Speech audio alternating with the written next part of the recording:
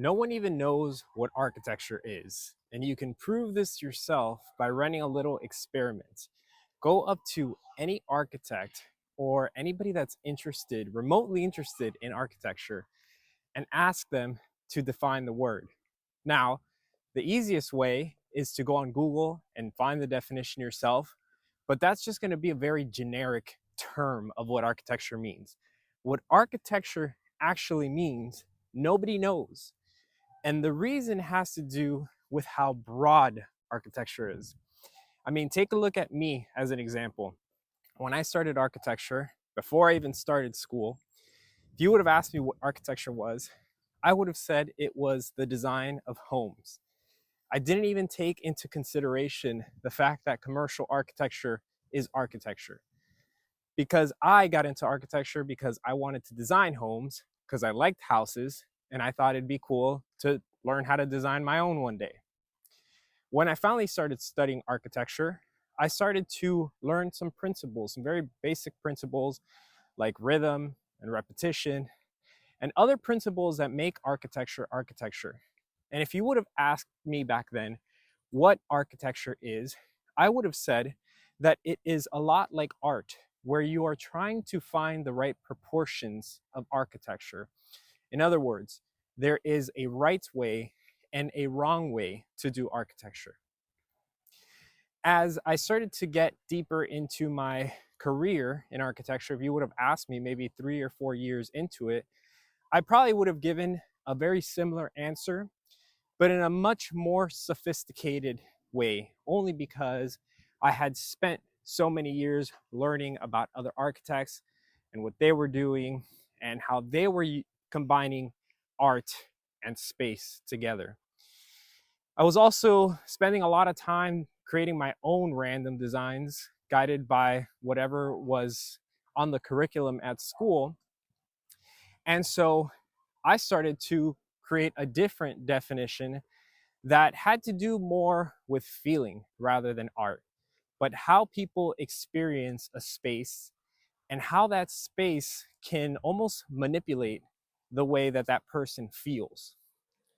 Eventually, once I graduated and I started working at a firm, and actually, I started working at a firm before I graduated, but somewhere around that time, my definition of architecture changed to be closer to what I consider architecture to be today, which is how do you solve a problem with a building?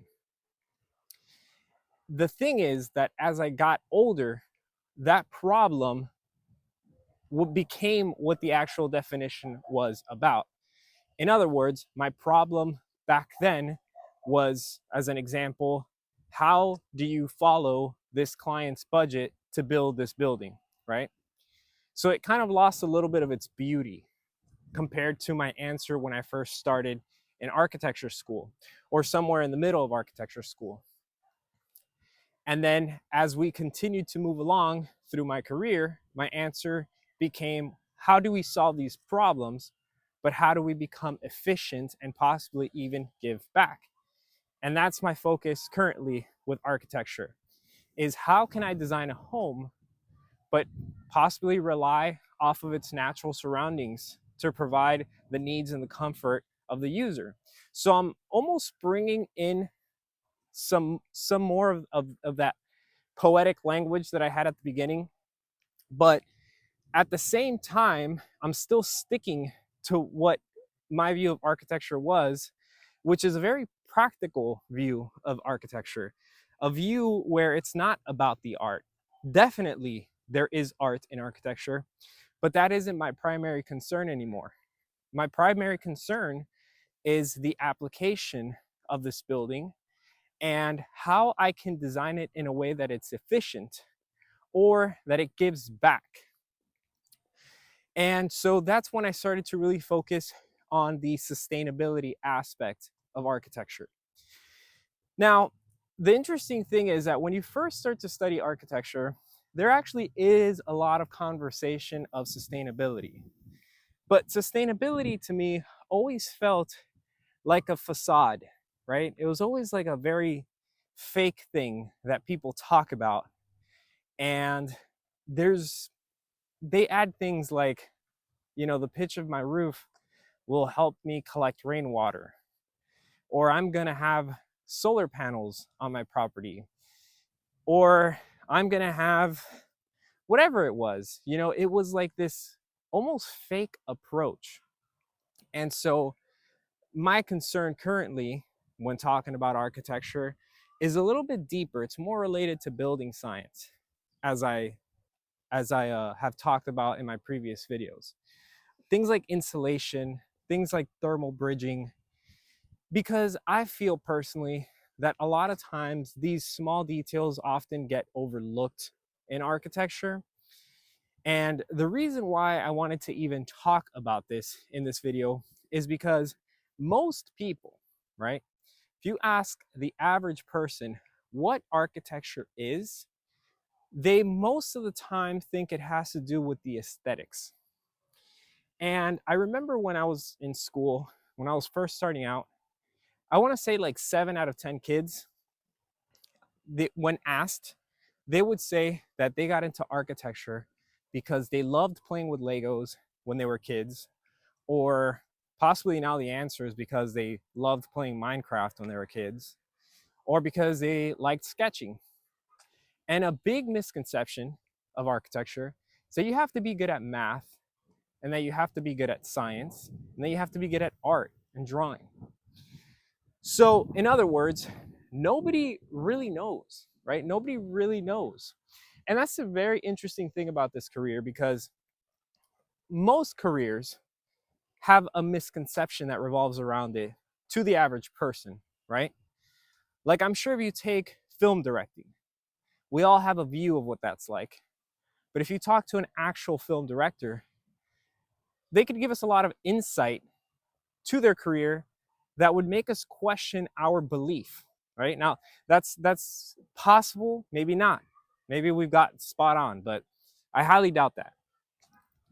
And the interesting thing with architecture is that if you take 10 architects and you try to ask them the same question, what is architecture? You're most likely going to receive a different answer. And so going back to why I thought about this the other day, why I'm having this conversation with you now, is because I thought about how many people choose to go into this career for the wrong reason, or choose not to go in this career for the wrong reasons.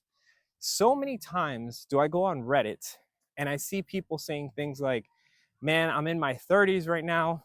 I would love to be an architect, but I'm not good at math. I'm not good at drawing. I just like the idea of designing homes. And that has nothing to do with it. Like, yes, there's math. Yes, there's science. Yes, there's drawing, but it's not to the level that people think. And so right off the bat, anybody who's never looked into architecture deeply, they're just completely lost as to what architecture is. Most people have no idea what architecture is. Most people that have not actually studied the subject on their own. People in school have a completely different view. They have a more of an artistic approach when it comes to architecture. And then people outside, right, like the first couple of years into their career, they have almost like a negative approach as to, there's no art in architecture. Architecture is production and it's stress. But I think somewhere past that, some of the beauty starts to come back into the architecture. I think that that is actually such a good way to illustrate what architecture is like. It goes from not knowing anything to thinking about it as art, to then thinking about it as production and solace, to then finding your niche within the industry and deciding like, hey, there's actual like undiscovered beauty in this. It's just that people haven't made it this far. It's like uncharted territory. And that's one of the things that I really love about architecture, to tell you the truth. It feels like uncharted territory.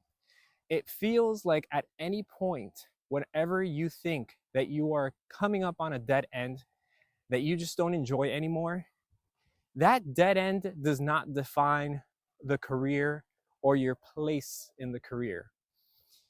All it signifies is that you've reached the point that is not interesting to you. You're not interested in pushing through and creating your own path in that section. But instead, you do have the choice to turn around and find a different path. And then maybe when you go through that different path, you enjoy it so much more that when you reach dead end, you're able to create your own path there. The cool thing about architecture is there is a lot of innovation to be had. If you follow the path that everybody wants you to follow, which is the assumption that architecture is 100% art and feeling, then it's very, very, very difficult to create your own path because everybody is headed in that direction. Everybody wants to be a starchitect. Everybody wants to be the best of the best of the best. Everybody wants to be the lone wolf who's designing these magnificent sculptures and he's just chugging them out because he's a crazy designer. He's like amazing and everybody looks up to him and he just, that's my design. $1,000,000 right there. But there are so many other paths that you can take. So with this kind of random conversation that I'm having on a Friday afternoon, let's talk about a few things, right? What does this mean to you? Perhaps it's already spoken to you, this message, right? It's already telling you something. Perhaps you're lost and you're still here because you're like, well, what does this have to do with anything, man? What are you talking about? All right. If you are thinking of studying architecture, this is who I'm talking to right now. Forget about what everybody around you says. Number one, forget about the fact that everybody around you is going to tell you that you have to be good at drawing and math. Forget about that. Forget about everything that everybody that hasn't studied architecture around you is telling you. So how do you know if you should pick the career or not? Well, you have to do research, man. You have to do research. And unfortunately, architecture is such a big monster that you don't really, even if you do all the even if you just like take the next month to sit down and research a trajectory, chances are your actual trajectory is not going to follow that path. It's going to be something completely different. Like I mentioned myself, for example, how I am now very concerned with like the building science. If you would have asked me about that 5 years ago, I would have told you like I was in production mode back then. I was in like production / developer mode. And I still have a developer mentality. That's something that I'm still learning about and want to do myself one day. But now under my tool belt, I have this thought of sustainability and smart sustainability. Not sustainability for the fact of just saying that it's sustainable. No, smart. Where can I take certain ideas and apply them to certain projects in a very smart way? Not just to say that this is a green building, and then meanwhile, it took so many freaking resources to get the materials to the site that it's going to take me 50 years to make to basically undo the damage that I've done, aka embodied energy. So you need to do research. The fact that it's such a big monster and the fact that you're probably going to take a different path eventually is a fact, doesn't mean that you shouldn't be doing research. So do as much research as you can into the career before you decide if you're right or not right for picking this career. Okay? The more research you do, the more beneficial it's going to be. Another thing, let's say you're not the student. Let's say you're the person who's in this production phase of your career and you feel like this is not what I signed up for. I'm not currently the lead designer of the project that I'm working on. I'm just drafting all day long. What do? I want to quit. I don't want this. I didn't sign up for this garbage. Like I said before, there's so many different paths that you can take that if you're not happy where you are, not being happy is not an excuse, because you can find a different path, guys. You can become a consultant for so many things. Like, what do you like about architecture? Like, what do you like? And design is not a good answer. Everybody likes design. Even people that don't like design like design. Design, design is like water. Everybody needs it. We all have it. It's all around us. Design, design, design. That's such a generic answer. There's got to be something specific. And if you don't know the answer, then keep looking. And I don't blame you. Like I said, it's a big monster. And a lot of times our jobs can be soul sucking and we lose all the motivation to find out what really interests us because we're so concerned with our 9 to 5s and all this stuff. So that's a whole other conversation, guys. It's something that I touched upon before that I'll continue to touch upon. You know, I'm 9 to 5s is it's my worst enemy, guys, and micromanaging too. You've heard me say both of those things. But the point is that nobody knows what architecture is. Nobody.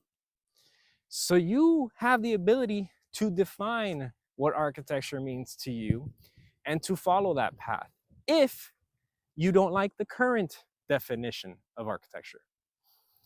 So with that being said, hope you guys enjoyed this. It's kind of maybe confusing. Maybe some of you guys are still confused by now. But it's definitely cryptic. Hope you guys enjoyed this cryptic message. Hope you guys enjoy the weekend. And till next time, peace out.